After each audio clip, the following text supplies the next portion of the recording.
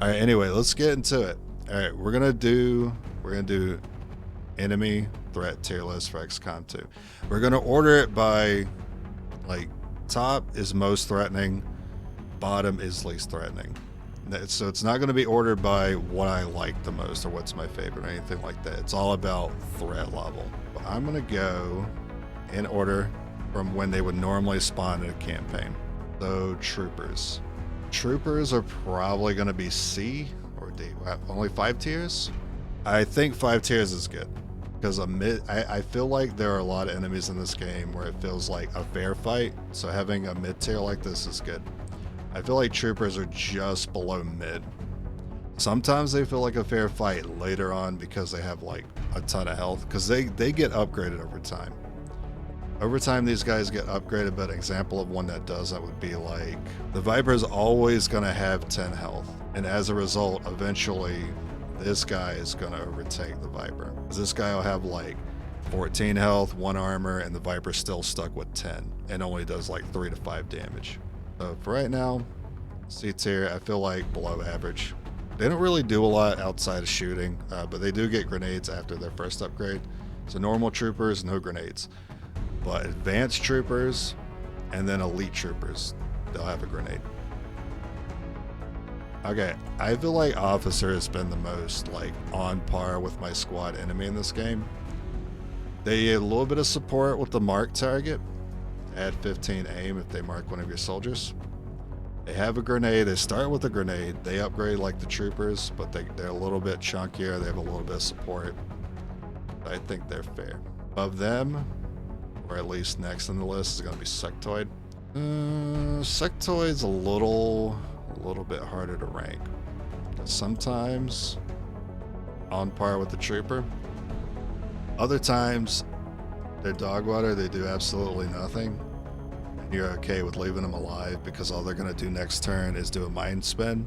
Maybe they get the mind control, that's cool and all, but if you're just going to kill them next turn and you have 3 other units left, then the mind spin technically didn't do anything, and they just took up a spot. So like, if I encounter a pod and there's a sectoid in it, sometimes the pod's more dangerous if it was just 2 troopers and an officer, as opposed to 1 trooper, an officer, and a sectoid, because you can pretty much prioritize just fighting a 2 pod turn 1 and then worry about the sectoid by himself next turn. After sectoids, I normally see after sectoids usually stun lancer. I think it's always stun. And actually you can see priest before stun lancer, because priest can show up on the first retaliation, so that's 4 missions in. If you include Gatecrasher as mission 1 retaliation, I normally see these guys. I hate these guys. We did that mission earlier where we had Sonic Storm and they were just annoying. So threat, yeah, not really threatening outside of threatening my mental health because they waste my time. They do scale though. That's another thing that holds sectoids back. They're always going to have 10 health. They're always only going to be able to do like 6 damage capped. I think they only have the standard version and then the elite version. I don't know if they have standard advanced elite. Either way, I think they're C tier. I think regardless, simply because they scale. I mean, they pretty much do what these guys do, except they get better. Still on the weaker side though. After priest, I'm gonna do chosen and rulers last. Okay, yeah, same mission as the priest, baseless. Does not scale, will always have 12 health, will always do only like 3 to 5 damage with the slash. Early on, this guy is more like here, maybe A. But most of the game is spent dealing with these guys pretty easily. It's just that first retaliation. And if you get unlucky, you get the dark event like I had on that last campaign. They can surprise you and they could be a civilian and then kind of throw a wrench in your plans during the mission or break someone's stealth. Yeah, really only a threat early on. But they're worse when they pop in with like other enemies when you're not expecting them. Just like when these guys go stasis, you don't expect to be dealing with them for 1 more turn, and then you deal with another pot of enemies, and suddenly that priest is more of a threat. Next would probably be Stun Lancer. Stun Lancer, then I would normally see Viper. Viper Purifier. I usually see Viper and Purifier on the same mission. But Stun Lancer's next. Early on, because they only have 8 health. Now it's pretty easy to get 8 damage. Boltcaster, though it's not easy to get 8 damage, but you can usually combo 2 attacks to get 8 damage. But once you get the Boltcaster upgraded once, you do 8 minimum, and that's how I deal with them easily, what I like to do. But outside of that first supply raid, you're getting introduced to these guys, and I'm always using the Frost Bomb on the pod that has 2 of them. Pretty much more dangerous than anything else here. And Scales gets better, gets an advanced version later on, then an elite version later on. Did you know this guy could do 14 damage with his stun? That's his max potential. That's insane that he can dash and do 14 damage to you. Get a group of them, and I've had a group of them on the final mission where they spawned in like 4. You're generally not going to one-tap them unless you're using an ability. Upsure, rapid fire chain shot, or you're comboing a bunch of AoEs together. But if you're just like shooting them outright, you're generally not going to take them out with one move. And when you got a group of 4 of them, you're probably not going to take them out. And then he comes in, does 14 damage, kills someone outright. Yeah, he could do that. Outside of like being a colonel, guarantee you have the health to not get one shot. But that's really niche that he's going to hit 14. That's like the max crit damage he could do. Purifier Viper. That's rank Viper. Similarly as bad early on, but not as bad as the Stun Lancer because the Viper doesn't get any stronger. The Viper's always going to have 10 health. Sectoid feels C tier. Sectoid could be C tier. I feel like if it happens more often to you, you could probably rank the Sectoid up 1. It rarely happens to me. It would happen sometimes to me, and I used to feel this way about him, but for a while it's been D tier for me. I'm generally pretty happy. I don't even really think about the Sectoid a lot of times unless I have a ranger on the squad, and then I can think about taking out the Sectoid turn 1 as well. Is normally not my strat, but has been my strat because I usually swear by having 1 ranger in my squad. And that's actually made it even easier to deal with, because now not only will it not do anything turn 1 generally if I'm just going to kill it turn 2, I can have 1 ranger and generally kill it turn 1 on top of the other 2 enemies. So it's deep for me. Ranking them from size of their then this guy would be S tier. And then this guy would be down here. It'd be like that. Viper King, Viper Chad, Warlock Virgin. Alright, next, Purifier. Alright, Purifier is not as straightforward. We did see upgraded Purifiers on that UFO defense we just did, and that's pretty hard to take out. We're not taking that out with 1 attack, as you saw. Generally going to take him out with 2 attacks later on. But early on, Purifier only has 6 health, and generally I generally self-destruct them. Like, I'll usually ambush and pick him first as the target, and sometimes he'll self-destruct and make the pod actually easier. Very few enemies have that debuff about them, where if you kill them, it actually hurts the rest of the pod pretty significantly too. That makes me want to put him here, but he does tank up so much later on. And that incendiary bomb is one of those. That's one of those mission changing abilities, where if you just get hit by that at the wrong time, that could just be the end of it. It's hard to deal with the incendiary bomb at the beginning of the game when your units only have 4 to 6 health, because the incendiary does, I mean, it might only do 2 to 3, but then the burn probably does 2 to 3. It could just be a squad wipe. Why is Viper A tier? I thought you said they were lower.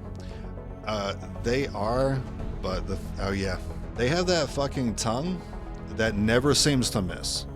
Despite me taking full cover, despite me being a mile away, somehow that tongue always returns and brings a soldier to that Viper. And that's the real danger, that the Stun Lancer doesn't have the capability. It doesn't have the capability to displace my unit. The Viper does. Why that's a problem is not necessarily because of the Viper or the pod that's associated with the Viper. It's a problem because it can bring you further into the map, and then there's another pod nearby, and you pop that pod because that Viper told you to, because it brought you closer. So you might know where the next pod is. Hell, the Viper might know where the next pod is, so it wants to pull you, and as a result of pulling you closer to the next pod, you have a 2-pod activation. It can do more than that. It can also poison. So it can, if it wants to, it can tongue and poison in the same turn. I don't know if it can shoot and do, I think shooting ends its turn, but it can tongue and poison in the same turn. And poison is something that is still pretty good for the enemy to do. because it's more of a debuff than anything, and sets your units up to get one tap by a big attack later. They don't have an AoE. Stun Lancers don't have an AoE. They don't have a pull. Sure, they can dash and they can get stronger later, but I feel like the Viper has more potential to screw you in other ways by popping an extra pod, by debuffing your whole squad with the AoE attack. So despite them having 10 health, that's a little misleading because their dodge chance is like 1 in 3. It might not be that bad, but some days it feels like it's 50%. They get a dodge chance later too. I think they start with, I don't recall them starting with any dodge chance, but they do get dodge chance later, but it's not as bad as the Viper. Viper can screw you by bringing more enemies and essentially as supports, if you think about it. Like throwing out an AoE, like when you throw out an AoE, you throw out a grenade, you're not really doing it so much to set up for that grenadier to get the job done. You're setting it up for everyone else to get the job done. That's what the Viper does with the poison or the tongue. And that's something the Stun Lancer doesn't have. It's just kind of a strong unit on its own. It's strong, and the Viper's strong as a result of like circumstance. All right, who's next? Now, if I were to order per tier, which I will do, I will order it by tier, per tier. Stun Lancer would probably be at the top or closer to the top of A, and then Viper be at the bottom. Yeah, I do agree that Vipers are a little more dangerous initially as a result of like the unit alone, but then the unit, the Viper is more dangerous when their units get stronger as a result of the campaign going on for longer, and it's pulling you into harder and harder pods the later in the game you are. Is next. Oh yeah, I forgot to rank Lost. You actually see these guys pretty early. Lost are D tier. Lost are boring to fight. All they do is move to you and do a melee attack. They can attack enemies too, but there's actually preference. The AI has a preference for attacking you. So it's usually 2/3 the Lost go after you and a 1/3 chance that they go after the enemies. So if you notice they seem to have a bias for attacking you, it's true. There is a bias for them going after you more than they go after the aliens. And I feel like the Lost are terrible at fighting the aliens. Sure, they distract them generally, but the Advent generally ignores them and always seems to know when to stop shooting zombies and decide to attack one of your guys. That's really frustrating. If you have to deal with Lost on a mission, it usually means you got one less Advent pod to deal with. I find that generally makes missions easier, and these guys already make missions take longer, and I'm sick of zombies. I've been sick of zombies, zombie-related media for like the past decade. So these guys bore me. You can farm them. That's one positive. If you have an endlessly Lost spawning mission, you can, and it's like an evac. You just go to the evac and just keep waiting every 3 turns to spawn more zombies. You can wait till everyone's promoted and then leave the mission. And then next time you get a Lost mission, you can do it again. You can farm them for promos. This is why we mod them out of the games. Because if I had to deal with Lost again, if I'm spending my next hour dealing with something I don't like fighting, something I find boring and easy anyway, I'm going to farm them for kills, I'm going to farm them for XP. What else in the early game? Mostly everything, right? I guess you could see the general early. You're only going to see this guy if you get the Hunt General mission, Hunt Advent or Locate Advent General, and you got to take this guy out. This guy is basically a stronger version of the Officer. Initially he has some passive defense, so he's harder to hit than the Officer. But instead of a grenade, he has a flashbang. So that part's actually a little bit nicer, I think. But he does have a flashbang, something to keep in mind. Last time I freaked out, he threw something. I was like, oh fuck, I just set my guys up to get grenaded. And then it was a flashbang. I was like, oh thank God. Yeah, they're pretty similar. Damage, he just has a lot, he's tankier. That's really all it is to him. In terms of scaling, he does scale. He does get harder, as in he gets more defense and HP later on. But I don't know it off the top of my head. I definitely don't, because he's objective based. I don't know him. I don't know his numbers too well off the top of my head. I don't know if he gets any armor later. I don't think I've ever seen him with armor, even in the late game. I've only seen him with just a crap ton of health, like 20 something. Turrets. All right, turrets. You can see turrets early. If you're unlucky, generally see them if you're moving towards an Advent facility or an Advent train. They might perch one of these on top of one of those Advent buildings or Advent trains. You could see them as early as mission 2. Advise just to ignore it if that's the case, unless you can blow up the roof tile and destroy it instantly. That's a pretty good counter for it. So if you break the roof tile that's right under it, it just drops and is completely destroyed. You don't have to worry about doing any more damage to it as long as you break the tile it's on top of. So you can instantly destroy these things with a grenade, simply put. The reason why these guys or these turrets would be annoying is if you're scouting or you happen to be moving into position to attack someone, and there just happens to be a turret, and it just kind of catches you off guard, and you're like, oh shit, now I have to think about my plans differently. I really wish I didn't move that guy. That could be annoying. It is very tanky. It's so easy to counter though. Combat Protocol does extra damage to it. It's mechanical, so will blue screen. So we're talking about early on 4 to 5. I believe these things have like around 5 health, but they have like 4 armor or something. It's kind of nutty. But Combat Protocol is a pretty good counter. Blue screen's a good counter. Simply throwing a grenade's a good counter. I'm happy to see this thing early. That way I can go ahead and get one. That way I can research the turret building. Have the turret building for UFO defenses and for chosen assaults. Oh man, C or D? Could be somewhere in between. I can't remember the last time this thing ever killed anyone. Despite me being caught off guard by these turrets a lot of the time, it's so like worst case, you just move into a position where you break line of sight. That's like the worst case. And it can't even shoot you. It can't reposition. I think it's D. I can't remember the last time this thing's ever killed anything. What's next? Mutons will be soon. Oh, yeah, mechs. Okay.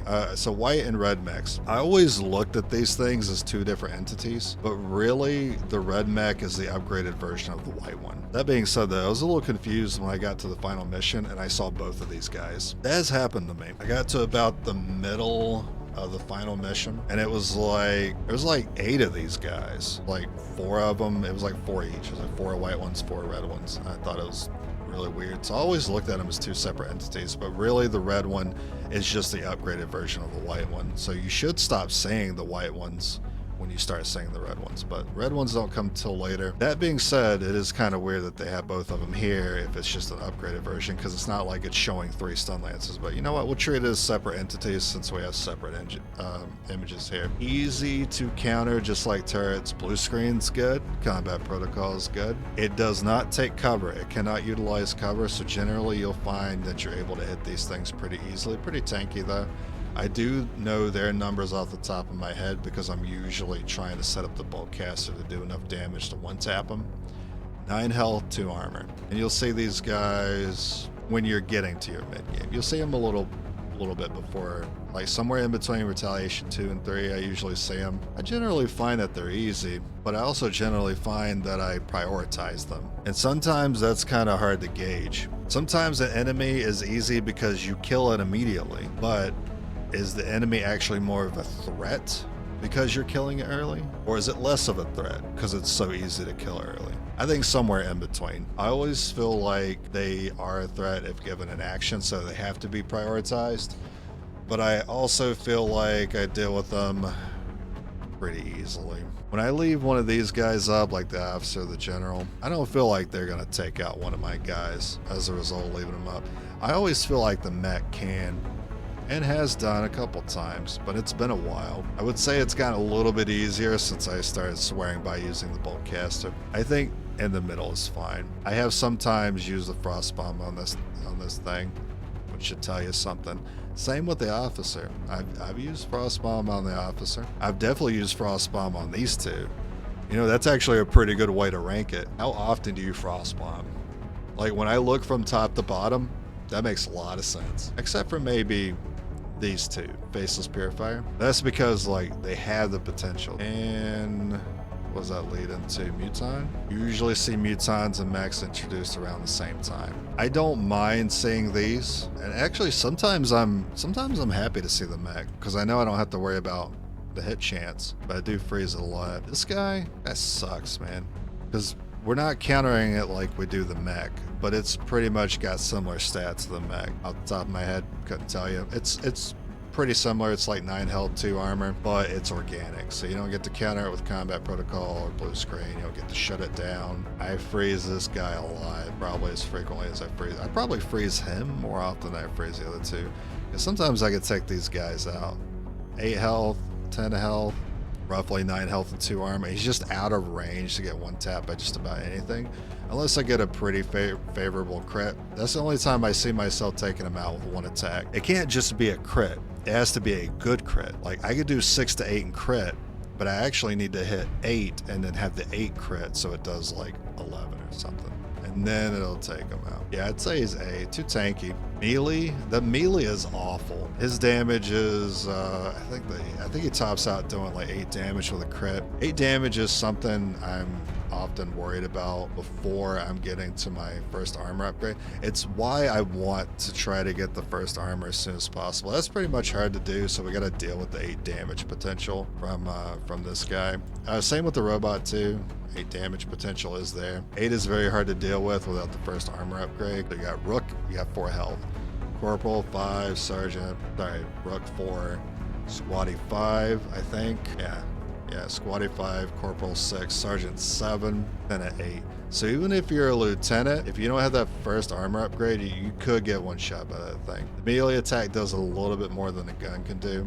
Also has a stun chance, and they can parry you. So if you go for a melee attack, it will parry.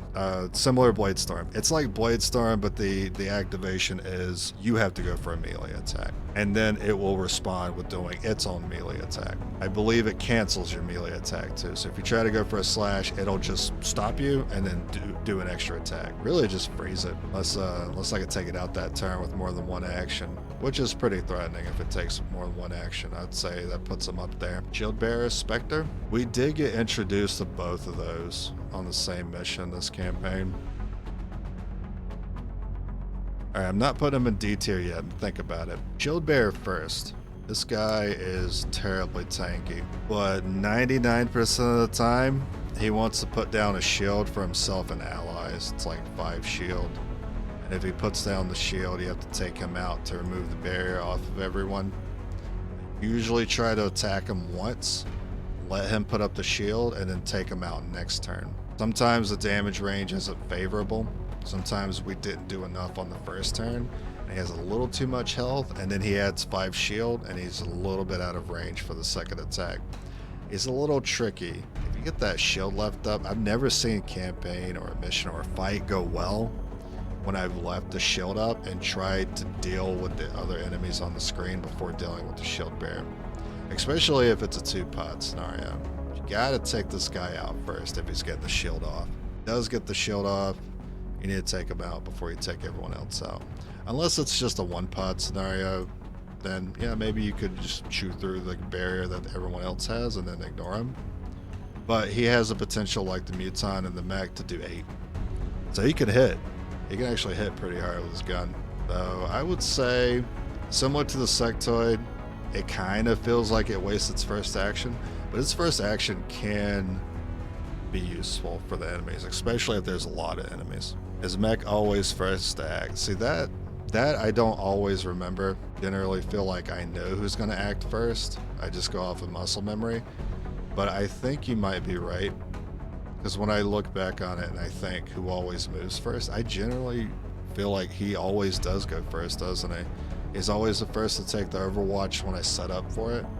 And I'm generally happy to deal with him because he's very predictable. And always moving first is very predictable and very good for Overwatches. So I know who I'm setting up my Boltcaster on. I would say he's moved first every time. Just yeah, I feel right about Shield Bearer being C. Spectre? We're dealing with Spectres today. Similar to Shield Bearer and Sectoid. Sets up first turn, going for its like thing that it does. Like the Sectoid likes to go for Mind Spin first, Shield Bearer or Ray Zombie. And Shield Bearer likes to go for Shield first. Spectre likes to go for Clone first. Where it could be bad is if it clones a particular unit that you needed that turn. If it's able to run away in a position where you can't retaliate to the Spectre and you have to deal with the clone, it is circumstantial whether it's a good chance for the Spectre to get any work done. Generally, I find that we deal with the Spectre, but it takes a little too many actions than I would like because it's pretty tanky. It gets like 20 health, 21 health, maxed out. Find myself chain shotting or rapid firing this thing a lot, or Rupture with blue screen. Rupture with blue screen is a 1-tap on this thing when it's maxed out. It starts out with like 12-ish health, but then later on it gets like 20 something. Yeah, I would say it does the same thing Shield Bearer does in terms of tactics. It sets up its thing, but if you're in a good position, to binge kill it, essentially, then it basically did nothing. But if it has too many enemies on the screen, those enemies are technically supporting the Spectre by giving you more priority targets. So you kind of have to ignore the Spectre and deal with other things that can kill you, and then round one. It does have a ranged move that does not miss. I had not seen that move ever in my life until recently. I think it's called Horror. It's a little life steal move that it does. It's similar to what the Psi Operatives get, the Soul Steal ability, and it lowers the enemy's will too, or like it lowers your soldier's will if you get hit by it. So it can use that. Generally, it cowers away. Like if you take out the clone and you weaken it, and it's far enough away, it'll usually go back invisible and fly off somewhere, and it'll surprise you later when you bump into it. Similar to the Assassin. Like when the Assassin feels like she's done everything she needs to do, she'll just kind of go invisible and try to leave. Blue screen, yeah, blue screen does. So Combat Protocol, it's a weird type of enemy. Combat Protocol does not do extra damage to Spectre. It counters mechs. Blue screen does do extra damage to Spectre, but blue screen counters mechs. There are a few situations, there's a few enemies in the game where that's the case, where Combat Protocol will not do extra, but blue screen does. Spectre might be the only one, now that I'm looking at the list here. The Gatekeeper does have something similar, but that depends on its state. Blue screen I rely on for that. Can't rely on Combat Protocol for that. What would be next here? I usually see Archons before the red mechs. You can see Codexes pretty early. I guess I'll go ahead and rank that one. Really, you see Codexes as early as you want to skulljack your first officer. As soon as you do that objective in your campaign, then you have been introduced to Codexes. And then Codexes can show up on future missions. I hate these things. They have 13 health, kind of an annoying number of health points to have, even in the late game, because what do you think your damage range is? Like, it's going to be like 9 to 11, 10 to 12. Well, too bad it's got 13 health. So you're going to need some breakthroughs, and ideally you have blue screen somewhere around the mid game. I usually wait until I have blue screen, I have magnetic weapons, then I will consider skulljacking my first officer for the story. That way I can be introduced to these things, because I'll generally have the 13 damage with blue screen in order to one-tap them. I don't want to see these things unless I'm in a position to one-shot these things, because you don't want these things to have a turn, because generally what they will do is they will use an ability called Psi Bomb. It's a big AoE. They'll drop it on, if not all your squad, most of your squad, and it depletes everyone's ammo. It doesn't do any damage, but it will do damage in the following turn if you don't move out of the AoE. So you're out of ammo, that attack is going to do damage unless you move right now. So this one enemy forced your entire squad, in some cases. In my case, it's most cases, because I usually do like 2x2 formations. This enemy has forced you to move and reload, or move and hunker down, basically not attack, unless you have like something like Combat Protocol, grenades, some other way to dish out damage, whiplash with the skirmisher, some utility item. Yeah, I don't like them to go as a result of that. If you even have the 13 damage to take them out, you're not even guaranteed to do that because they have a dodge chance. It's not as frequently as the Viper, but they do have a dodge chance. So if you can do 13 to 15 with blue screen and it dodges, then that's too bad. You only did 5 to 7, it's going to split. So when it splits, it cuts its HP remaining in half, and it'll make a clone of itself. And they teleport. So if the Codex gets a turn, it's already used Psi Bomb, it's going to start shooting. Now, it doesn't hit that hard. It hits similar to like the Viper. It's like 3 to 5 or something. It's not very hard, but you generally don't want to be attacked anyway, especially not by this thing, because it can teleport, similar to how the Hunter grapples to get his flank, so he can just go wherever the hell he pleases. Codex can do that with the teleport. If it wants a flank, it'll teleport into it, flank, hit pretty good actually. So that's everything the Codex can do. And why I want to rank it a little higher, I'm definitely happier to see this guy than the Codex. This thing looks so much more threatening than the Codex, but the Codex is secretly the threat. I would say because of the Psi Bomb, like if it wasn't for the Psi Bomb, it'd be here actually, probably lower B, because already being able to teleport into whatever flank you want and being able to clone yourself and you have a dodge chance to support that, is already pretty good for a unit to have. So you'd be like, oh, easy B tier, right? And then you have, it can be countered by blue screen. Oh yeah, Codex is like the Spectre. You can do extra damage with blue screen, but you cannot do extra damage with combat protocol. It's just one of those kinds of enemies. But because of the Psy Bomb, it definitely puts it in A. I have lost runs as a result of that ability going off. Or it not even going off, just using it. Just the fact that it uses it, and we might be doing well in combat, but then I can't use my Rupture now, I can't use my Chain Shot now, I can't set up for Death from Above or Serial because this fucking thing just used Psy Bomb, and I don't have any ammo.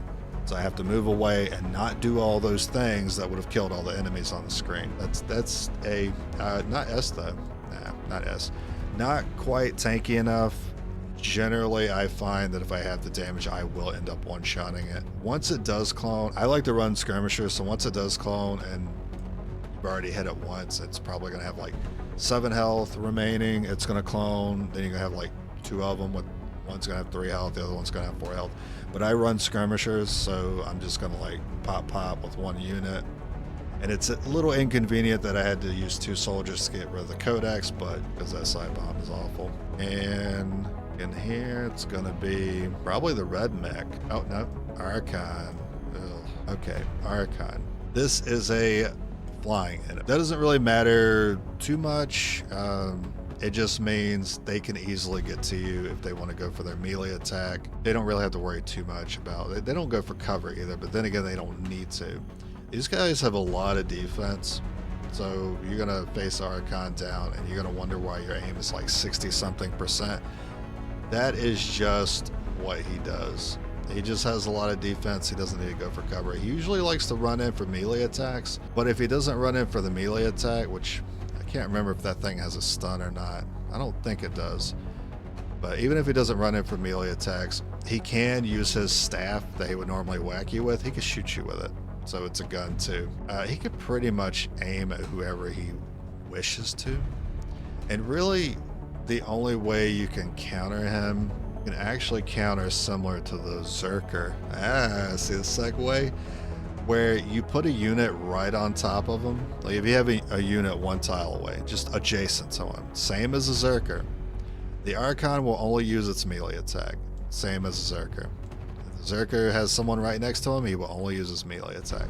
So if you like running Templars, I don't, but if you like running Templars, slash the Archon, and as long as your Templar is not a squatty and you picked parry as your ability, which you should, you activate parry, it does its melee attack, it gets parried, and you can do that infinitely, same as the Zerg. But the Zerg doesn't fly. The Zerg also doesn't have the ranged option. The Archon has the AoE option too, but it's pretty terrible. So let me rank the Zerg real quick, because I was reminded that I forgot about this guy. This guy is a damage check early on. This guy is how I gauge whether or not this playthrough, any playthrough, has a chance of victory when it comes to the combat layer. If I can deal with Zerkers comfortably, whether it's by keeping them at range, doing enough damage, CCing them, then we're looking good when it comes to combat. And we're good to deal with the rest of the mid game. So 20-something health, very chunky, pretty mobile. Hits pretty hard. I got hits up to 8, I think, with a crit. So they enrage when you attack them. That actually has a chance to piss them off to where they will attack their allies. I rarely see them do it, but I have seen them do it. In fact, there was one weird mission I had where Zerker was at the back of the map. Some Overwatch that we did went off early on in the mission and caused fire to spawn at the back of the map. The Zerker got hit with the fire, enraged, and then a couple turns later, it started punching everyone at the back of the map. And all I did was just wait for it to kill everybody. And it did. That's exactly what it did. Because the other enemies don't respond to it. They just die until it was just the Zerker left, and then we took the Zerker out. But it's really rare I see them do that. I would say Zerker somewhere in the middle. It's pretty easy to cheese this guy because he doesn't fly. So he only has a melee attack. If you want to climb elevation and just stand in front of the ladder, the Zerker can't do anything. The Zerker cannot jump up to you. It has to use any climbing apparatus that a soldier would have to. So if you find a piece of elevation that has 2 ladders on it, generally, if you put a soldier right in front of one ladder and a soldier in front of the other, that Zerker will never reach you. Makes it feel like a C, but it's got a lot of health. It does fall off later though. Later on, it's a C. It's just too easy to cheese. It doesn't do enough later. Sure, it's got a lot of health. That's still a problem, 20-something health. But so does a Spectre later on. It's just when you get introduced to it. You get introduced to it pretty early. And I've had runs die because I didn't pass this damage check, so I would say somewhere in the middle. It does eat up a lot of my actions. That's going to make a big difference whether or not I find something very threatening or not, is how many actions it takes to get through it, especially when you're doing no squad size upgrade runs. I think Archon's right at A tier. Similar health to the Zerker, just it can fly, it's got a ranged move. It's just a slightly bit harder. This guy does have like the stun chance though. I've seen this guy knock people unconscious. That's pretty annoying, but you definitely don't see him enough. Really only see him on Savage missions, or if the Chosen can spawn Savage enemies, or on the finale. Sometimes retaliations. They're not as common as Archons later on. Oh yeah, the AoE the Archons do, the pinions. Alright, because he uses the AoE move, it'll pick like any soldier within the AoE and it'll put a light on them. Next turn, there will be an explosion where that light is, and it's like a 3x3.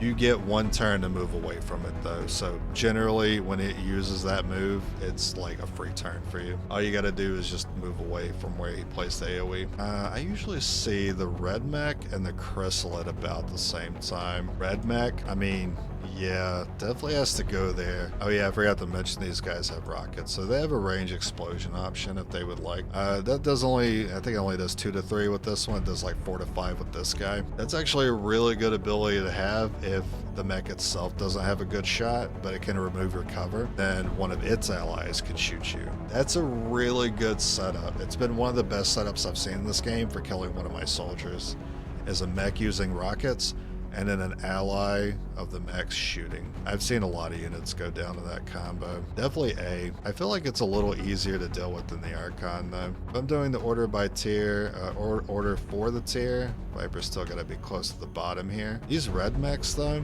I couldn't even tell you how much stronger the Muton gets when they upgrade because I don't really notice it. These red ones can be countered, same as the other one. Blue screen, combat protocol, anything that's effective against the mechs, effective against that thing, it's a mech. Codex versus red mech is actually kind of tough. If it dodges, it's above the mech. If it doesn't dodge that frequently, it's below the mech. I would say it's below the mech. I usually counter it so easily. It kind of feels wrong to put it in A tier, but I do have to put more work onto this one than I do this one, despite having blue screen. One thing that definitely deals with it very well though, when you got blue screen, is either chain shot or rapid fire. Two of those attacks, especially with shred, 2 of those attacks with blue screen generally kills this guy outright, but you're not gonna get the same result by doing that to an Archon. It will generally dodge one of those attacks, and even if you hit both of them, you're not doing the extra damage with blue screen. I feel like the red mech does need to go a little bit down. This guy doesn't stay on the map nearly as long as this guy does. Archon above Codex? Yeah, I'd say I'm fine with that. B tier, General above Officer, Officer above Mech. Yeah, these officers get really strong later on. Mech above Zerk. I would actually put the white mech at the bottom. B tier, worst of C tier. I would say these troopers. It's simple, man. If you shoot me more often, you're more dangerous than the support units. Faceless, and that's all he does. All he does is shoot. Faceless, Priest though. Priest can shoot after they use their stasis. Have purifiers. I would say priests are annoying. I can't say they're threatening. I feel like in terms of survivability, late game, the shield bearer and the priest, similarly tanky. Shield bearer has less health, more armor, and then purifier has more health, less armor. That's pretty similar. I would say it's about there for me. Lost, very bottom. Next is going to be, this is one I will never understand.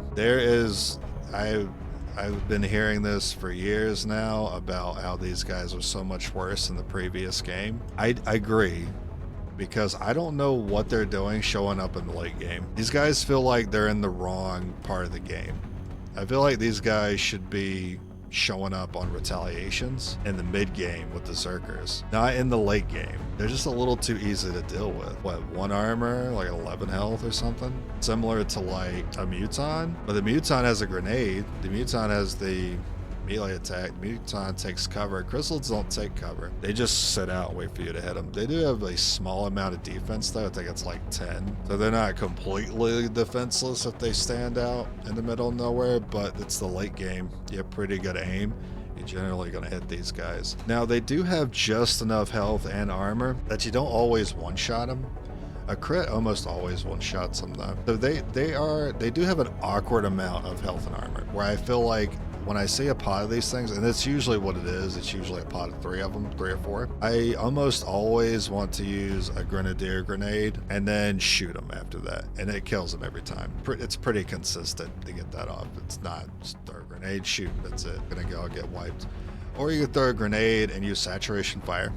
That also takes out the entire pod too. Or, well, I mean, if you're using saturation fire, you're probably using a grenadier, in which case you're shredding anyway. It doesn't matter how you do it. You can do the shred first and then grenade afterwards. Yeah, too easy to deal with. I would say C tier. Oh yeah, all they do is melee attack. Chrysalid poison. Yeah, they have the chrysalid poison, which can roll. They can roll pretty high damage every turn. Don't heal it off, but healing it off does completely remove the poison. If you get dropped down to 0 HP with poison, chrysalid poison though, you do die. Just die, because you get converted into a chrysalid cocoon, which could spawn chrysalids. I don't know if that's ever happened before, unless it was already a lost run anyway, and I was just like, fuck it, let's go die to a chrysalid. It's horrible if you see them on a retaliation though. With all the sitting ducks on a retaliation, and it's a lot of ambushing chrysalids on it, and they decide to attack one of them, it gets out of hand quickly, because the resistance doesn't just sit there. So they'll get hit, get poisoned, spawn a cocoon that has like 30 health, and then that cocoon will spawn a chrysalid every turn. And then those chrysalids can hit another resistance member. It turns into a cocoon with 30 health that spawns chrysalid. It could get out of hand. And sometimes on any given campaign, I may see that mission. I may say the retaliation was mostly chrysalids, in which case it could be scary, but it's not really scary for my survivability. It's scary for their survivability. They feel D tier for how late. I agree. They do feel like bottom for like the part of the game they're in. I mean, I'm actually happier to see these guys than these guys. Like, I don't find these support units generally being a problem. I'm happy to see this guy. Yeah, harder than that guy, of course. He's like, the chrysalid's like the sectoid, but has like 1 more point of health and 1 armor. Not really a huge difference. But at least it doesn't waste his first turn. I mean, usually it wastes his first turn trying to run to you, but it does do dash attacks like the stun lancer can. So if it has the mobility to get to you with a dash, it can hit you that turn. That's about it though. That's all it really does. Can't think of anything else I could do. I've been going through these kind of quick. I feel like I may have missed some abilities that some of these guys have. Incendiary bomb, flamethrower. Yeah, I didn't mention the flamethrower that the purifier has. All it does is set you on fire, or has a chance to. It's actually a really annoying status to deal with. Turrets have multiple actions, so they can actually shoot twice. But I generally find it's too easy to dodge them. They usually don't shoot twice though.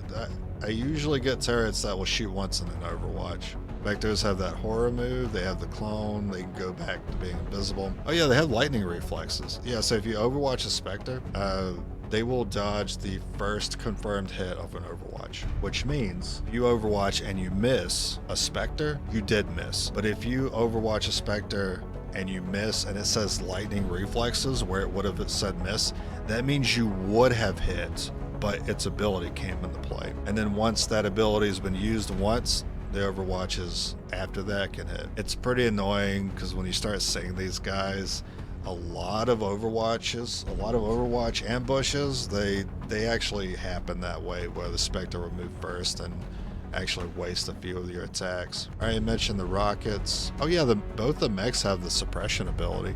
So does the Muton. Well, where they'll spend some ammo and instead of overwatching you, it's like when the Grenadier gets suppression. They'll just like shoot at you the whole time, but they're not actually doing damage. But if you choose to move, then the Overwatch will happen. And if you choose to stay put and attack, you have like -40 to your attack or something like that. Rarely see them do it. I'm usually not unhappy if they do that because it's pretty easy to knock suppression off, just like it is with Overwatch. All you gotta do is do damage and they'll stop doing the suppression. I think we're getting to our first S tier. Hello to my nightmare for 4-man Legend Iron Man runs. When you only got 4 units, is the worst guy that exists in the game. So we're talking 4 to 5 armor, 21 health. So bulkier than the red mech, but does more. Has an AoE in the form of acid bomb, which is a nightmare. It shreds armor. I think the acid bomb does like 5 to 6 damage, and it's an AoE, so you can hit multiple targets with it. If you got two guys too close together, it's going to do the acid bomb every time. And acid's a pretty bad dot to have.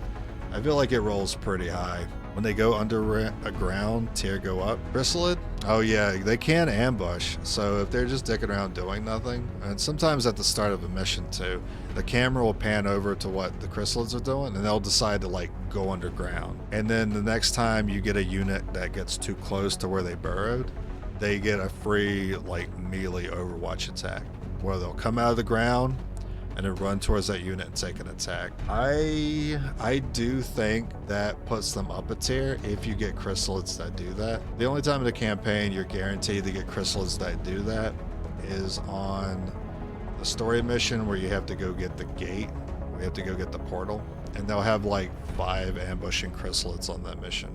So what I end up doing is I'll get 4 medkits, I'll upgrade those medkits, and everyone will carry one. And the more a specialist, the better. Might be overkill though. I mean, 1 spec can heal 4 times.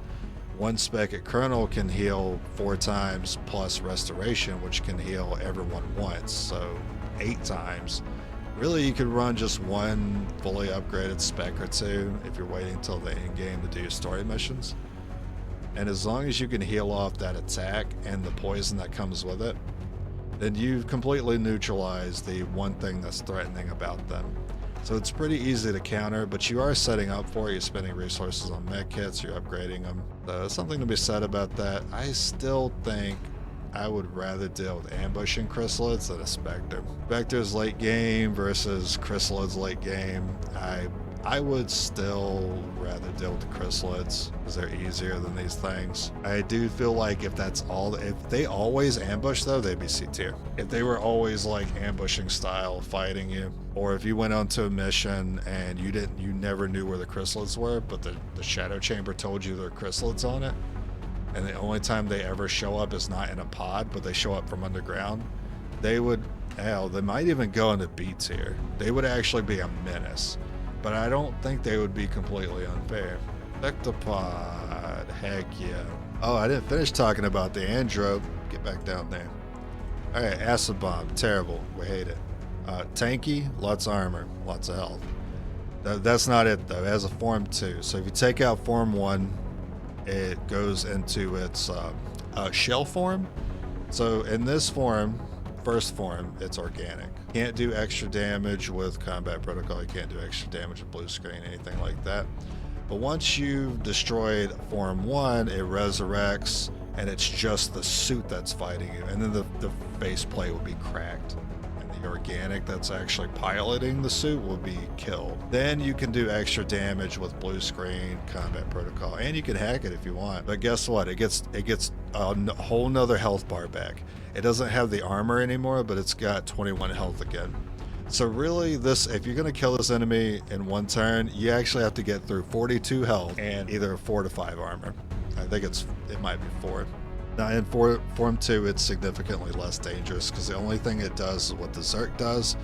It runs in, it does a melee attack, which is a big punch. It does a lot of damage though. It can do like 8 to 10, and it leaves an acid trail wherever it walks. If you walk over that acid trail, you get an acid. So it can kind of mess with your movement too.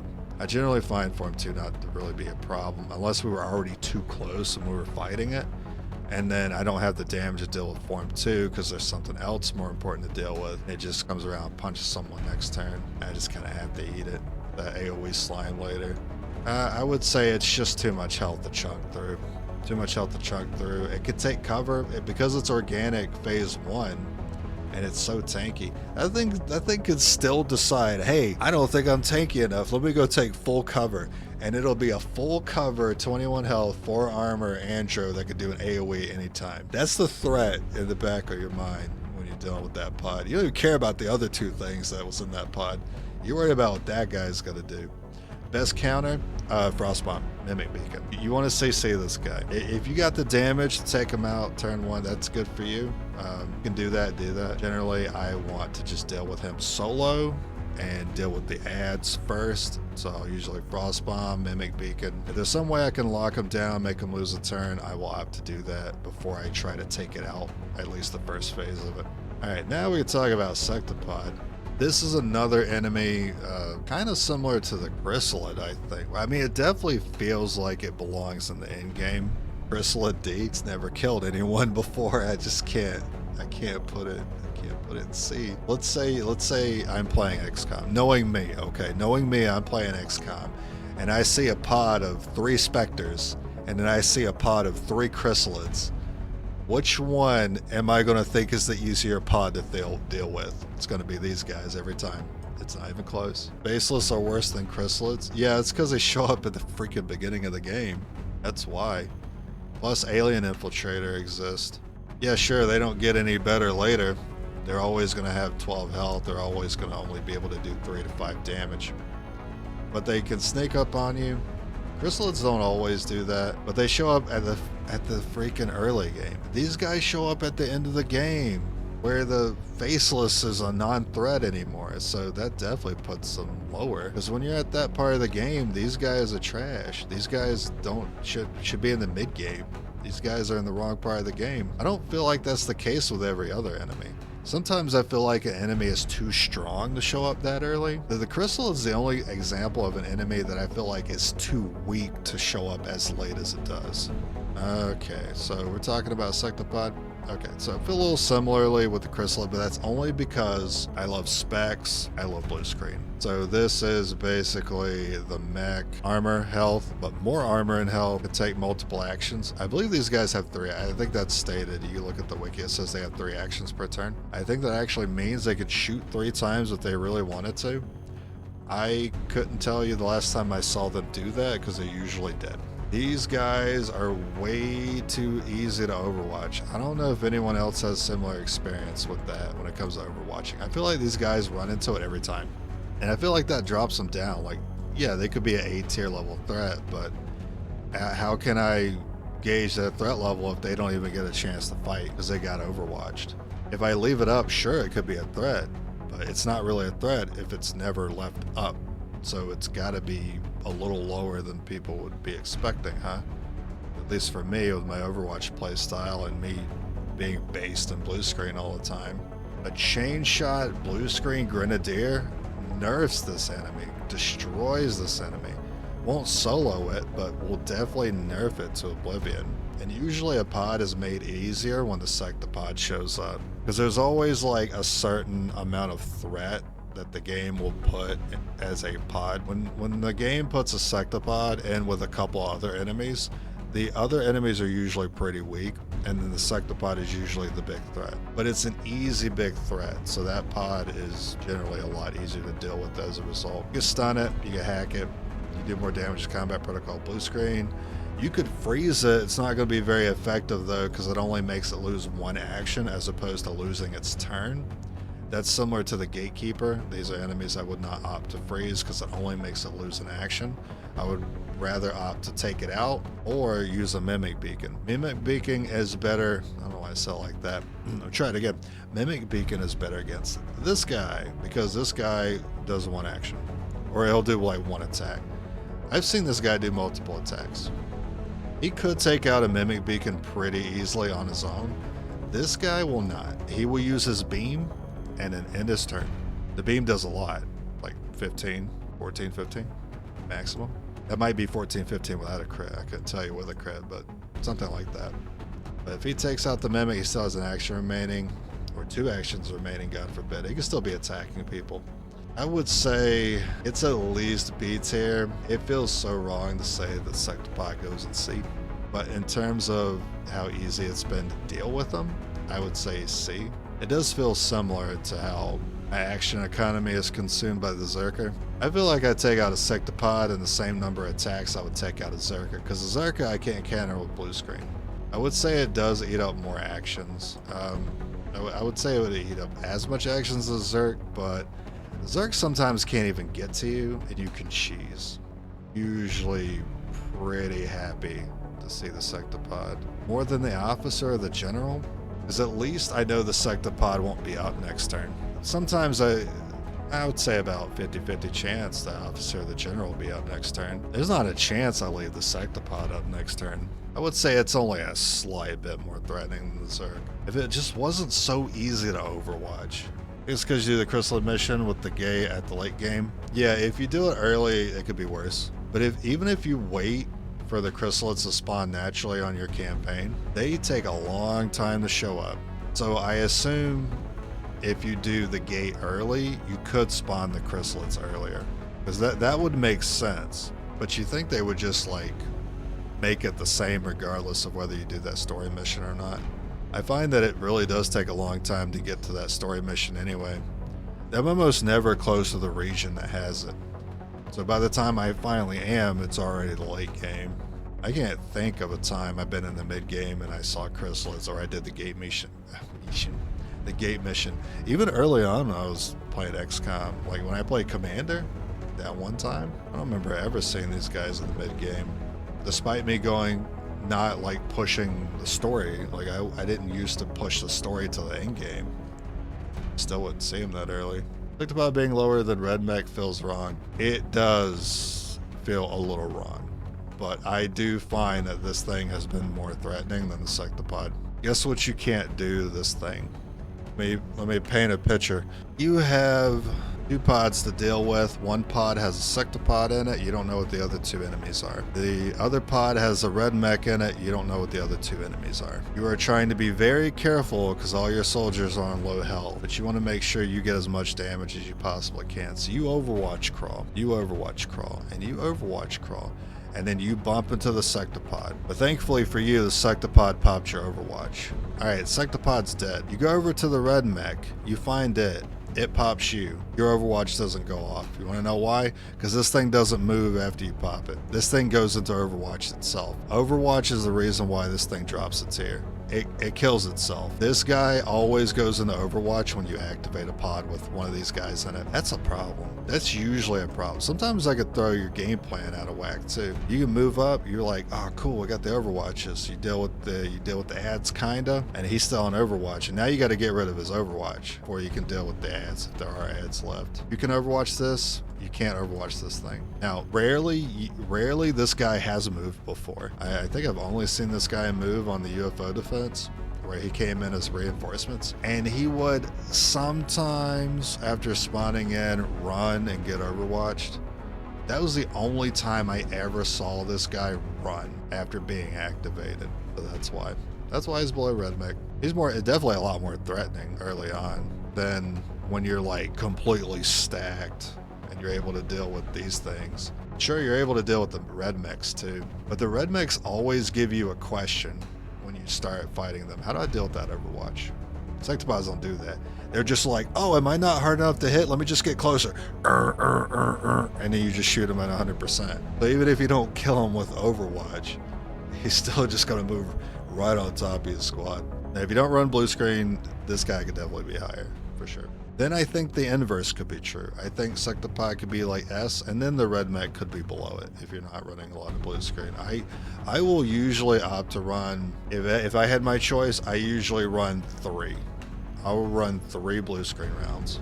Sometimes I run 4. Sometimes I've just sworn by it and just did blue screen the whole playthrough. Even if sectopod makes the next turn, it feels like 80% of the time his action is Wrath Cannon anyway. Yeah, that's something I actually forgot about. I can't remember the last time I saw it. Wrath Cannon. So shoot 3 times. It's got 3 actions. Why would you not shoot 3 times? Why would you use Wrath Cannon? Which is similar to like the Archon style of using an AoE. Let me tell the enemies where the AoE is, and give them 1 turn to just move away from it. That's what Wrath Cannon is. It is a 3 tile wide beam that goes really far. It's only 3 tiles wide.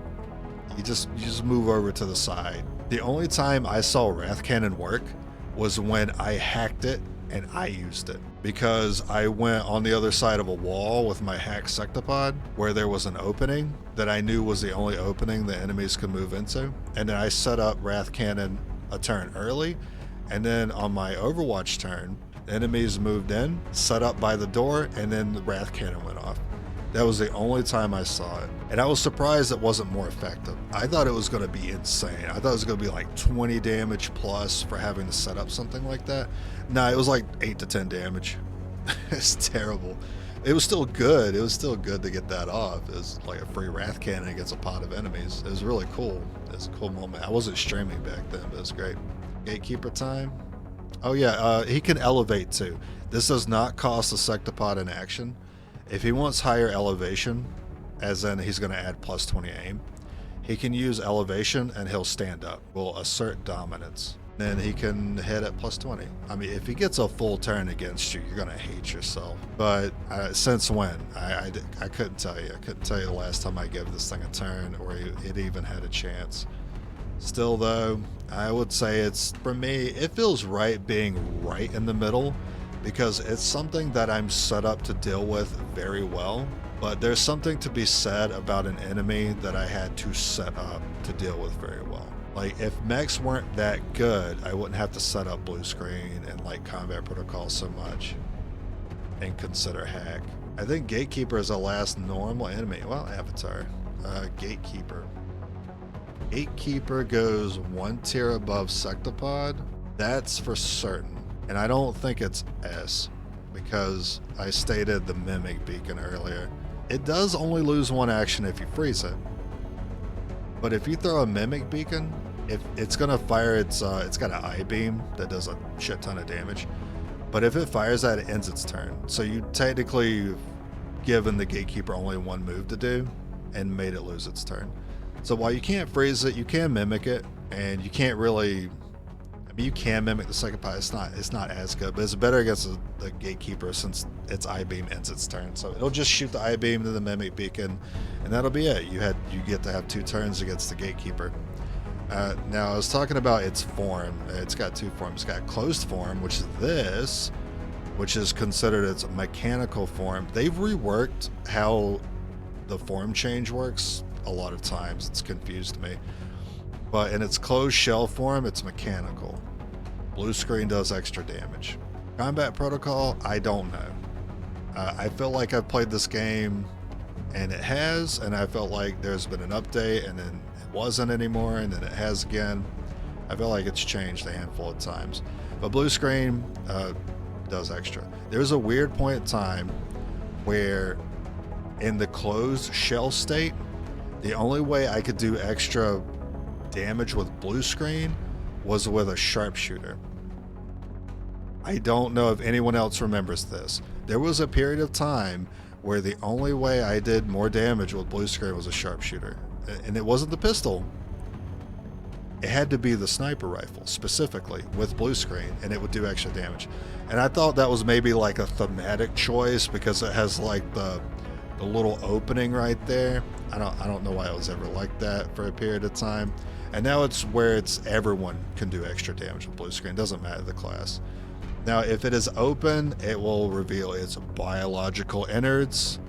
It could do a couple of neat moves when it's in that form, but it also loses a lot of its armor when it decides to open its shell. It's not considered mechanical when its shell is open. So if it uses as an AoE, big circle, similar to the side bomb, not as strong, but if it kills anything or there's any corpses within the AoE, it raises them as side zombies, similar to the sectoid side zombies. So it could create an army if there's like an army of corpses on the ground, or it kills a lot of your soldiers. It could be great. It's very niche though.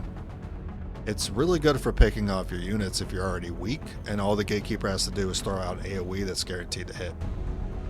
There was one point though that made no sense. I had a point of time while I was doing the gate mission.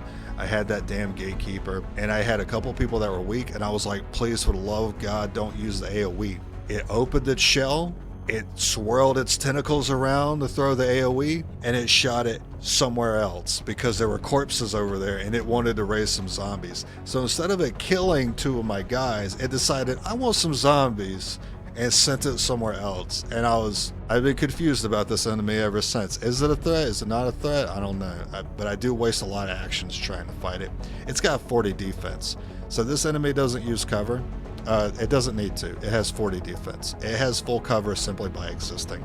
You're gonna waste a lot of actions. Also, I do know it has 7 armor. Sectopod has 6. 7 armor, 20 something, 30 health, might be closer to 30. But 7 armor, that's rough. So you really need elevation for some consistency. If not, you're gonna get pretty lucky to hit that thing or take it out turn 1. If it ends its turn by using, like I said, that AoE from earlier, or it has a lifesteal ability that's melee range where it does damage and saps health, it'll go for that more likely if it's low on health, but doesn't do a whole lot. But if it ends its turn doing one of those 2 abilities, it will be in that form. As in, it won't have much. I think it has like 2 points of armor when it's in that state. And the next time you attack it, it'll automatically go back to its shell form where it has 7 armor. You could do something about that. I generally try to prioritize just killing at turn 1 and not seeing those attacks. That's not always the case though. Pretty frequently it ends up having a turn. But pretty frequently it also does something that doesn't make any sense, like that AoE I talked about earlier. It really likes to raise corpses.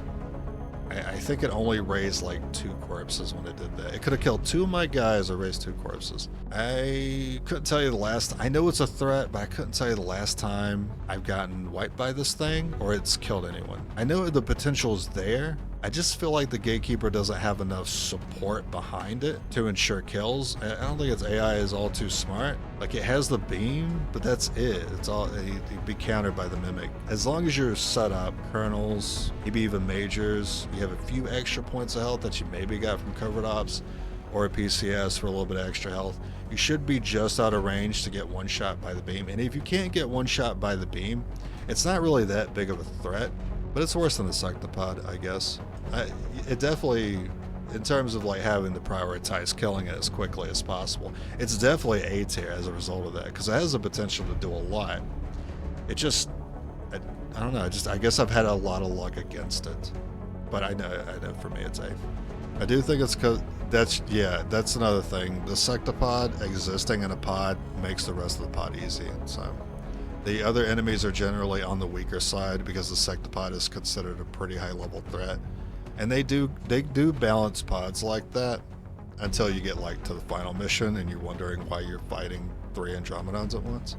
That's not the worst pod I've seen though. And in fact, I've never seen a triple Andromeda. I've seen double Andropod, which is pretty bad. For me, the worst pod I ever saw was, it was 2 red mechs. It was 2 of these guys, so the heavy ones, and it was 2 sectopods.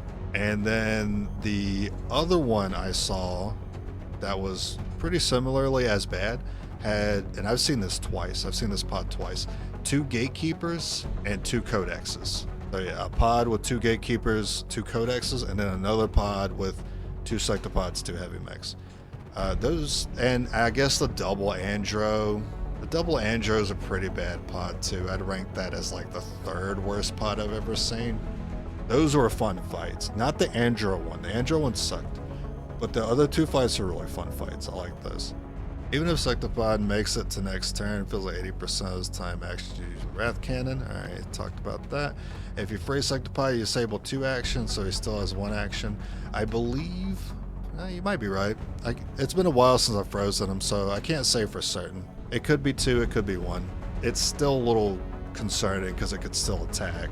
It's strange you can poison Gatekeeper. Yeah, that is. I was looking at the wiki the other day and I noticed that. But I do remember using a gas bomb against it, only once, and I remember learning that information that way.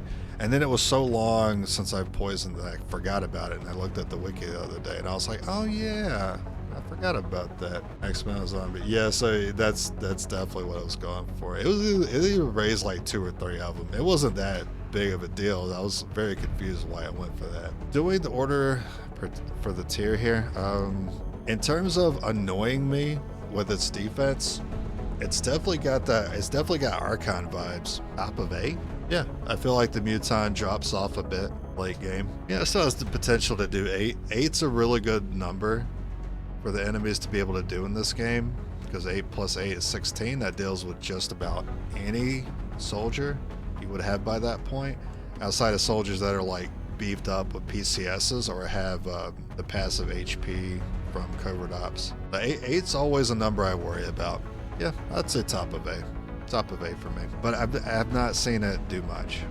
That's the weird part. It's a weird enemy to rank because I've not seen it do too much to me, but I know between its abilities, its stats, tankiness, I know and the actions that I waste trying to kill it, I know that it takes a lot. It takes a lot out of me to deal with one. It just hasn't been threatening in terms of like proactively trying to take someone out. The AI has been weird. Avatar. Okay, last like normal enemy outside of the Ruler DLC and the War of the Chosen expansion. Avatar is another weird one because I talked about it earlier. It will try to mind control first. That definitely hurts it because I swear by using mind shields on the finale. I swear by it. I always go into the finale with everyone carrying a mind shield. This guy will always waste his first turn and reveal himself by coming out going for a mind control. So by him wanting to do that and going for the mind control, he sets himself up to die next. Now he does eat up a lot of actions like the Gatekeeper. It's very annoying for that. Being able to teleport when you take damage, does anyone else here really do that? Not really. The Chosen can if they get that strength. But that is pretty annoying. Sometimes it can be helpful. Usually it's annoying because you might only have one person that has a shot on the Avatar. That's actually the best case scenario for it to teleport. If I send a guy out of position to go hunt this guy and they finds him, I want that guy 100% of the time to do damage to him. That way he teleports to the line of sight of my other 3 soldiers in the back. Because that's what he'll do. He'll only teleport to a spot that another soldier can see. But once you see him once and you shoot him and he teleports, you're always going to be able to see him from now on. So when he runs in for that mind control, wastes his turn 1 because we have mind shields equipped and we're immune to mind control, he's going to die. If he gets a turn 2 though, if he gets a turn 2, he's like the worst. Like this. This is turn 2 Avatar. This is turn 1 Avatar. Turn 1 Avatar is useless. Turn 2 Avatar is the monster because they got AoEs. They have the line. I don't know all the abilities they have, but I know they have the line AoE, which is called the Null Lance. It does crap ton of damage, but most importantly, he could just send it from wherever. It's gonna hit someone because he just places it and it sends. You don't dodge it. Probably like 7 to 9 damage, something like that. Similarly, he has the big ball, the big circle AoE that's like 7 to 8, and just places that anywhere he wants. Generally, it's gonna hit. He could hit your whole squad with that. And it goes off again. It explodes a second time on the following turn. So not only are you forced to take damage when he uses it, you have to move from your position or take damage again and probably die from it. I had something funny happen because you get to use an avatar on the finale. I had my avatar use the Void Rift, which is the circle, on the Chosen. By the way, Chosen can spawn on the finale if you didn't know. I had him use the Void Rift on the Chosen, but in order for me to hit the Chosen with Void Rift, I had to hit himself because the Chosen and the Avatar are really close to each other. And I said, the only way I'm getting rid of this Chosen is if I Void Rift this spot and the Avatar is going to get hit by it. I made a mistake because that was my final action. I Void Rifted as my final action, which actually is not the case. It doesn't end your turn. So if you wanted to and you had 2 actions, you could Void Rift and do something else. But I made a mistake and I did Void Rift as my last action, killed the Chosen, took the damage, but then my turn ended. I took the damage again, and thank God the regeneration for the Avatar happened before the damage happened again, because I would have lost that campaign, and that was one of my challenge runs. I don't remember which challenge run it was, but the regeneration kicked in first, then the AoE exploded again. That was scary. Alright, so B tier then, because turn 2 Avatar is the worst, but turn 1 Avatar does nothing. I would say right in the middle. I do feel like in terms of action economy though, similar to the Zerk. I mean, it's a little tanky. He's got a little bit of health on him. He's got a little bit of defense, similar to the General. Actually, it's very similar to fighting a General. I would say top of B, because the teleport is more annoying. Potential to do more after turn 1, even though he usually doesn't see turn 2. I would say top of B. Viper above Love Avatar, huh? Seems kind of odd. But I mean, that to me that makes sense. If you saw the Avatar, well, you're only gonna see them in the final mission, and when you skulljack at Codex, and then they'll spawn in an Avatar for you to fight, but it's already injured. You don't fight them enough to really see how effective they are when they're in objective scenarios and pod to pod movement scenarios, because he could be worse, but he shows up in very few spots in the game, and the spots he is set up in the game are spots where we're set up to deal with him. He likes to show up in like Warzone scenarios. He doesn't show up in like objective scenarios or like stealth scenarios or like where he's got a lot of support backing him up. He's kind of just out there doing his own thing, but he's also kind of by himself. So if he gets caught by himself, we just kill him because he's sitting in the middle of nowhere trying to mind control somebody he can't mind control. So now we just have rulers and chosen. We're gonna do chosen first. Assassin. We did just deal with assassin today. Despite her not really having a weakness we could really exploit, she was still pretty easy. I do feel like she can be C though. I don't think she's in the middle. Hunter feels like he's in the middle. Assassin stealth starts by being invisible on the mission when she spawns in. She slowly moves to your squad until she eventually has a target. She will melee attack that target, cannot stop the attack from happening, as far as I know. If she is within line of sight, if she's within attack range, it's her turn. She will go for that slash, it will never miss, and that unit will be stunned. That is sometimes what happens. Generally, that's not what happens with me though. I'll usually find her, but if she does do that, and she has a potential to, that definitely makes her C. And Harbor Wave. Okay, she can use Harbor Wave, which is an AoE stun, or AoE daze, and I've seen her use that and another ability in the same turn. I've seen her shoot Arbor Wave in the same turn. I've seen her throw the blind grenade Arbor Wave in the same turn. I've seen her slash an Arbor Wave in the same turn. I don't feel like that's correct. I just don't. I feel like she might be bugged out for me because no other unit here, like the other two chosen, don't do that. They don't activate two abilities in the same turn, but she does. Like the Warlock mind scorches or mind controls. The Hunter, well, he'll grapple, but that's a free action. But he'll either shoot, throw a trank dart, or throw a stun. They don't do a combination of two of those things. She's the only one that does for some reason. So she can't be D. She sometimes cheeses me. Yeah, so Arbor Wave I already talked about. Slash I already talked about. And she goes into stealth. Sometimes she'll just fuck off. Like you're dealing with her and she'll just be like, you know what, I'm just gonna dip, and she'll go back in the shadows. And you have a chance to find her again. But she'll also try to go for that free blade attack again. Hunter is just above the assassin for me because I feel like it goes one of two ways with him. He's either the worst thing on the mission or he's the easiest thing on the mission. Because similar to the Sectopod, he loves running into overwatches, and out of the three chosen, he's most likely to double move, activate himself, and then not have an action remaining, and then it's my turn. Or he'll just run into the overwatches. And if he double moves, like if he dashes with no actions remaining and moves into the overwatches, he's done. He's already lost. He does that more often than the other two. I don't know what's wrong with him. He's got a grapple. He can use that every turn. That's a nightmare if you have a heavy urban area with a lot of buildings. He will take advantage of that grapple every turn. Cover almost means nothing with him. This guy has, starting out, I think he has 80 or 85 base aim. That's a base aim, okay? But he's generally going to be on a roof, so he actually has 100 if he's on a roof. This guy hits all the time because his base aim is really high.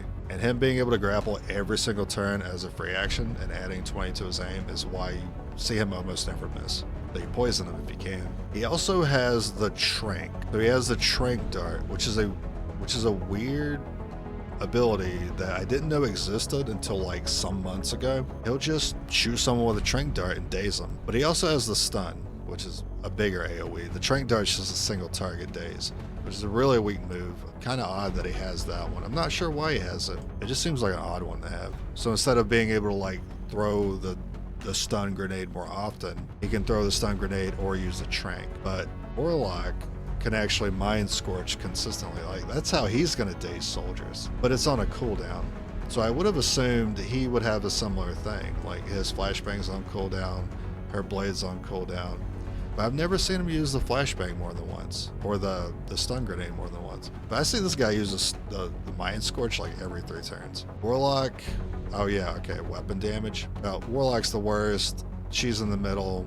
His damage is the worst because it's also got bleed associated with it. His damage is the worst, but that's not why he's the worst. He's S tier, by the way. He's the worst because not only can he mind control, which can be countered by mind shields, yes. Not only can he mind scorch, and that can hit multiple targets and daze them. Sure, you can wear mind shields and counter that. The biggest issue with him is his survivability, his tankiness, and the fact that he summons psi zombies. So when the Warlock is in the shadows, when he's not engaged in combat, he will summon a number of zombies, similar to what the zombies are that Sectoid spawns or the Gatekeeper spawns. Depending on what part of the game you're in, if you're in the late part of the game, he's going to spawn up to 4. And beginning of the game, he's only going to spawn 1. But he'll go from 1 to 2 to 3 to 4. He does this every 3 turns. When you're on any mission, as long as he's on it, he's in the back, he's in the shadows. Every 3 turns, you got to deal with up to 4 zombies. When your action economy is low because you're doing no squad size runs, that's the worst. You've got a zombie for every single unit of my squad I got to deal with every 3 turns. And God forbid I'm already dealing with a pod of enemies, or I happen to run into a pod of enemies, and then that you just happen to be on one of your multiples of 3 and you spawn 4 more enemies for me to deal with. That is why he's the worst. He doesn't need to participate in the fight. He gets to be on completely full health, not be in any danger, and summon 4 enemies that you have to spend an action on, or else one of them is going to self-destruct, or they're going to slap you for like 5 to 6 damage every 3 turns. And sure, if you have mind shields equipped to your soldiers and you get to him, he won't spawn them anymore because he's not in the shadow, he's not in fog of war. He'll start fighting you. But if you don't have mind shields, he can mind control. If he gets another mind control early on, he can actually have 2 people mind controlled for a single turn before the other one runs out of time. And then even when you get him to half health, he'll go into a state where he spawns more psi zombies, and he can't be attacked, he can't be damaged until you deal with the psi zombies first. The tactic for that, when he's at half health and he goes into his bubble, summons his zombies, you want to deal with all but 1 and then try to overwatch the last one, because it'll go to the enemy turn. You hope the overwatch kills him. You hope the overwatch kills the psi zombie. And then the Warlock wakes up, but it was already the enemy turn. So the Warlock will lose a turn and it'll go back to your turn. That's the best way to deal with him if you get him in a half health scenario. But if you don't, he'll simply just wake up in the middle of your turn when you deal with his last psi zombie. He prolongs the fight. He's easy to deal with mind shields, yes. Very easy to deal with mind shields. But 90% of the time, you're not fighting the Warlock. 90% of the time, you're moving to the objective, or you're moving to the back of the map where the Warlock is. And that's the part that's a problem. He has so much influence over the objective because of him being able to spawn those enemies every 3 turns. He has influence over the danger of every pod as a result of doing it. And he can ruin your stealth and not participate in the fight by spawning zombies next to your freaking Reaper or something. And he just happened. Oh, I didn't mean to put that zombie there. I just spawning him randomly. That's unfortunate. Yeah, he's a prick. Viper, Ruler. I don't know what's going on with this guy. We've been taking this guy out. The first mission, we've seen him like the last 3 or 4 times. I don't know if they nerfed him or if they buffed stun chance or something, but I know for sure the last like 3 times, 3 out of 4 times we've seen this guy. He spawns in, we stun him, we freeze him, we stun him, we stack more stun, and he's dead. 69 health. He has 69 health, by the way. He's gone. Normally with Rulers, this is with DLC, by the way. Normally with Rulers, they have a huge amount of health, a lot of armor. You take out a third of their health bar, and then they'll leave. They'll summon a portal, and they'll leave, and they'll try to show up on another mission in the future. And then they maintain their health. So any any armor shred that you did, any damage you did to them, they maintain that between combat encounters. And they only escape when they lose a third of that health. But for some reason, we keep taking this one out. No ruler is bad here, despite how easy this one's been recently. No ruler is bad here. I've also lost plenty of runs against this guy. I mean, he's the first ruler you're going to see, so I've seen him more than the other two, that's for sure. Feels like Hunter gives the least amount of counterplay available, though Assassin, Battle Scanner, Warlock, Mind Shield. Hunter's counterplay outside of the Overwatch is, I mean, he likes roofs, so Grenade. Grenade is a solid one. He's always going to set himself in a scenario or like a position where it's a good idea to throw a grenade, and he's going to take fall damage, and usually fall into a lower position that's not favorable for his aim. So grenade's a good, I don't really say it's a counter, but he sets himself up to get grenaded. Viper Ruler uses Boltcaster, so 1 ammo. It hits pretty hard though. You can imagine, basically imagine each of these rulers when they spawn. Like this one spawns late half of the early game. You'll see him in the mid game. Zerka likes to spawn in the mid game. This guy likes to spawn when you start seeing Archons. That's basically how I've seen it. After Retaliation 2, you have a chance to see the Viper King. After your introduction to Zerkers, you may see the Zerker Queen at some point. And after your introduction to Archons, you may see the Archon King. That's the timing I've noticed. And I think Retaliation 2, it could be the game's waiting to spawn Vipers or rolling the chance for you to meet the Viper King. But I have met the Viper King before I saw natural spawning Vipers, because I've seen the Viper King spawn on Retaliation 2. It's rare, but I've seen it happen twice. I would definitely, I have to kind of exclude how well it's been going with him recently. He has a Frost Breath attack, so he'll, like the poison the Vipers have, except it's frost and it'll freeze you for a turn. Yeah, that's pretty annoying. Yeah, the Boltcaster can do pretty good damage. Just assume that whenever this ruler spawns in, that it has the potential to one-tap you if it crits. That's kind of its damage range. They are a threat when it comes to damage, but it's more like they're a threat in terms of the amount they can do that damage, like the amount of times they can attack. Because rulers take reactions, they don't take normal actions. I should probably explain that earlier. Rulers take reactions. What that means is, in terms of this, the DLC XCOM 2, if a soldier within line of sight of a ruler does anything besides reload their gun, if they take an action to do anything, the ruler takes an action to do something. So let's say you have 4 soldiers. You want to run with all 4 of them, and you want to shoot with all 4 of them. That's 8 actions. If you do all 8 of those things, each time you complete that action, it will take 1. So you run, it does something. Shoot, it does something. Next person runs, it does something. You cannot just do what you want with these guys. They will run over you if you play normally. So you have to be very meticulous about your actions. There are things to counter them though. Stun is very important to have. Boltcaster has a stun chance, which comes with the DLC with the rulers. That's fun. That's a good weapon actually, but it's only got 1 ammo capacity. About 20% chance to stun. You could try to stun with the upgraded blade, stun with the axe, stun with the ripjack. Though you can't pull them with the ripjack. You can get the ability later on that lets you like blade storm with the skirmisher's ripjack. And as long as it's not the final upgrade, which is the burn upgrade, it's the second one, which is the stun upgrade. And you can stack more stun onto these guys, which has been happening a lot with this one. Like I've been stunning this one a lot. Like last time we fought him, I think he had like 7 stun on him, 7 turns of it, which for a ruler is 7 reactions that it will not take. And then we killed him. I would say he's somewhere in the middle for me. Zerker is the next one that gets introduced. Oh yeah, so he can tongue.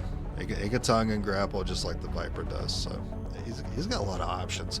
The Zerker Queen does not have nearly as many options as this one does. This thing does 3 things. It's a melee unit, much like the Zerker, wherever that, yeah. Much like the Zerker, it's a melee. It's going to move to you, it's going to punch you, but it's got a couple more options. It can do a howl, like it could do like war cry that has a chance to panic everyone close by. And it also has an AoE potential stun move where it like punches the ground. There's a little earthquake that happens. It does very little damage, but there's a chance to stun. And unfortunately, there's a chance for unconscious with the punches and with that AoE stun. So you can get overrun by this thing if it's too close to you, but it can be cheesed the same way Zerkus can be cheesed. It has to climb ladders just like everything else. So if you can find a way to set yourself up in a position where it can't climb to you, then it cannot hurt you. Unless elevation is not high enough, the AoE can still hit. So the AoE isn't just on ground level. It actually hits above ground level. I've been on top of a truck before, and then the Zerk Queen uses the AoE, and she's on ground level, and the AoE has actually hit us despite us being above it. But I haven't seen the AoE hit us when we're on top of a roof. Yeah, she could be bad with 2 other Zerks, but she's not with 2 other Zerks. If you run into the Zerk Queen later, and let's say you've dealt with her a couple of times, and she's on very low HP at this point, the Viper King does this too. They will start bringing more adds with them when you bump into them. The Zerk Queen has mutons as her adds, and the Viper King obviously has vipers as his adds. I think the Viper King, if you leave him on low health and encounter him later, I think he can have up to 3 vipers with him, which is an awful pod. The Zerk Queen, the most I've seen is 2 mutons with her when she spawns in with low health. And then with the Archon King, I think it's either 1 or 2 Archons. So that's the 3 things the Zerker does. She can be countered pretty easily. You could cheese her. Let's get on a roof.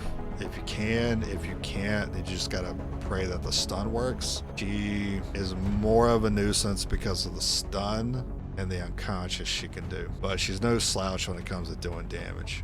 She hits for 8 with those punches pretty often. She can be one of the worst ones. She can be worse than the Viper. If you're in a spot, let's say you're underground and you round the corner and the Berserker Queen's right in front of you. That is a situation where she's worse than the Viper.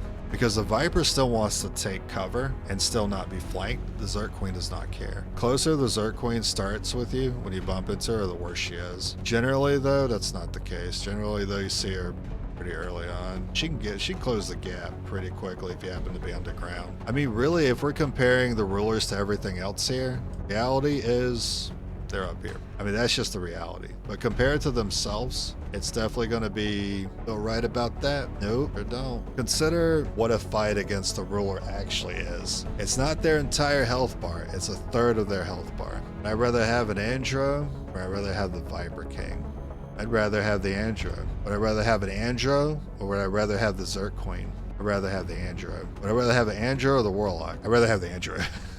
Andro's S. Warlock's S, but all three rulers have to be S. They have to be. I was looking at it all wrong. I'm like, oh man, compared to each other, this one's mid, this one's low, this one's high. But no, compared to the rest of the game, compared to all this, it's not even close. Rulers are the worst thing in this game. But between themselves, I would definitely say that's the order. I think the Zerk is a little easier because she could be cheesed. The Viper is still kind of easy because it's got the worst stats out of all 3 of them, and it gets stunned for longer. And then the Archon Ruler is the worst because it can use pinions, which is what this guy does. You know that AoE move that gives you 1 turn to move away from you, or you can take 1 turn to move away from? He does that, and it's based on reaction. So he spawns in the pinions, and it goes off the next reaction you take. The pinions are locked in on everyone. You get to take 1 reaction, or you get to do 1 thing before those things go off, as long as he sees you. Like if he sees you and you do 1 thing, he takes a reaction. That's it. The best thing you usually get to do is move 1 person away from the AoE. And the pinions do a little bit of damage, so 2 to 5. Something like that. But chance to stun, chance to unconscious, like the Zerk, but much more likely to work. And doesn't require it to be, Zerk has to be like around to do it. He can just be a mile away and be like, I'm going to use pinions, and then everyone's going to have a lock on, and you're going to be like, oh fuck, what do I do? Pray. That's what you do, because half your squad could be knocked unconscious and chipped away. That way they get one tap by its next attack. Outside of the pinions though, which is definitely the worst part about this enemy's kit, is the grab. The grab's kind of funny though. He will face grab somebody if he's in melee range and thrust them up in the air, and you get to take one action before he drops them into the ground like a freaking DBZ move. It does a good amount of damage, also chance to stun and unconscious. And he can shoot. He can shoot just like the Archon does. I've seen this guy actually one-tap one of my soldiers in Warden armor. I was so pissed. We were running to the evac, and I was like, okay, we got to the evac. Now we just have to hope this guy doesn't die, because he wasn't within the circle. He wasn't within the square to get out. The ruler took one move, shot the guy in the final tier armor, and just one-tapped him. And I was like, well, nothing I could do about it. So he's got damage. He's got a lot of stun and unconscious. Wise, he has like the instant AoE, spreads more stun and unconscious. Best thing with Zerk Queen is when she stuns herself in rage. I don't know if I've noticed that, because I know she can enrage, and I know that she can hit allies when she's pissed off. And she doesn't have anything else to hit, and there's some allies, some advent nearby, she'll punch the shit out of them. And that's it. There you go. This is why I like to play with the rulers on, and I like to play with the rulers randomly spawning on my missions, because they're challenging.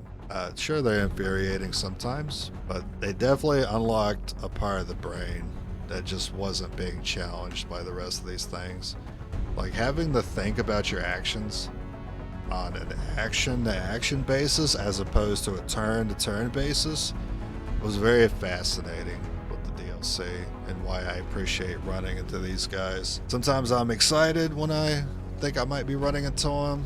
Sometimes I'm scared when they show up. At the end of the day, they do make the run more exciting for me, and that's the most important. And as a result of being the hardest, they're definitely consistent in that fact for me. I don't think there's anything I would change around here. Feel free to criticize it. It's what it's here for.